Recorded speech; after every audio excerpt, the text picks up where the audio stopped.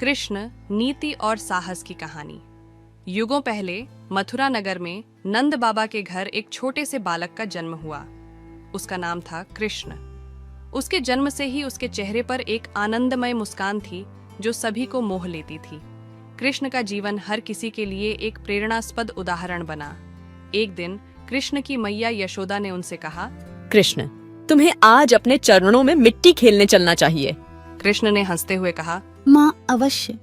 उन्होंने मिट्टी से खेलने के लिए उसी के घर के साथी बालकों को साथ लिया। मिट्टी में खेलते समय वे बालक खेल खिलौनों की बातें करने लगे। अचानक एक बड़ा सांप उनके पास आया। बालकों को डर सताया, लेकिन कृष्ण शांत रहे। वह उस सांप के पास गए और उसे आधा निचोड़ दिया। सांप डर के मारे भाग गया। बालकों ने देखा कृष्ण ने सांप को किसी भी हानि से बचा लिया। उन्होंने कृष्ण के साहस को देखकर आश्चर्य किया। दिन बीतते हुए कृष्ण की लीलाएं लोगों के बीच फैलती गईं। वे मिलावटी दूध छुड़ाते, माखन चोरी करते, गोपियों के साथ रास लीला करते, लेकिन सभी को वह उनके मनोरंजन के लिए ही करता था और उनके दिलों को प्रेम और खुशी से भर देता था। एक दिन कृष्ण के बाल लीला के बारे में नारद मुनि ने सुना। वह चिंतित हो गए कि कृष्ण की शरारतों को रोकने के लिए कुछ किया जाना चाहिए।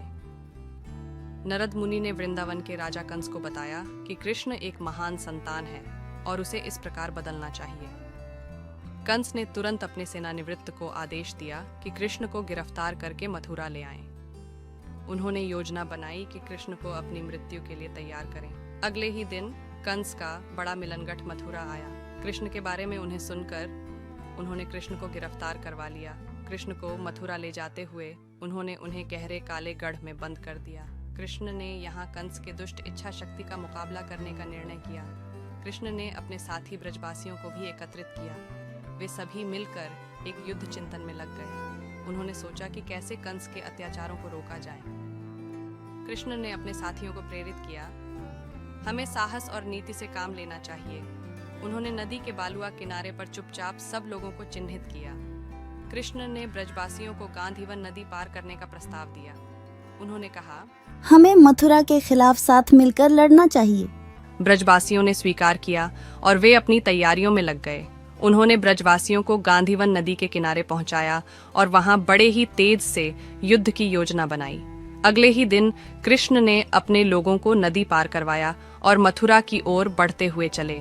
मथुरा पहुंचकर उन्होंने कंस के सेना के साथ युद्ध किया। कृष्ण ने साहस और नीति से लड़ते हुए कंस के अत्याचारों को रोक दिया। वे ब्रजवासियों के साथ मिलकर कंस के साम्राज्य को मथुरा से मुक्त किया। कृष्ण की वीरता और धैर्य ने सबको प्रेरित किया कि हर कठिनाई का सामना किया जा सकता है। वे समझ गए कि सच्चा राजा वह होता है जो अपनी प्रजा के साथ होता है और उन्हें आगे बढ़ाता है। इस युद्ध के बाद मथुरा के लोगों ने कृष्ण को उनके सच्चे संरक्षक और राजा के रूप में स्वीकार किया। वे सभी कृष्ण के प्रेम, नीति और साहस की कहानियों से प्रेरित हो गए। वे उनकी विरासत को अमर बनाने के लिए प्रतिबद्ध थे। कृष्ण ने सभी को प्रेरित किया कि हर कठिनाई को नीति और साहस से पार किया जा सकता है। उनकी यह युद्ध की जीत ने सभी को यह सिखाया कि धर्म और सत्य की हमेशा विजय होती है। और इस तरह कृष्ण की कहानी हमेशा लोगों के दिलों में जीवंत रही और उन्हें प्रेरित करती रही। और इस प्रेरणादायक कहानी की विजय हुई। धन्यवाद। लाइक करिए, शेयर करिए, कमेंट करिए और सब्सक्राइब भी करिए हमारे YouTube चैनल को, जिससे कि हमारी वीडियोस आप तक सबसे पहले पहुंच सके।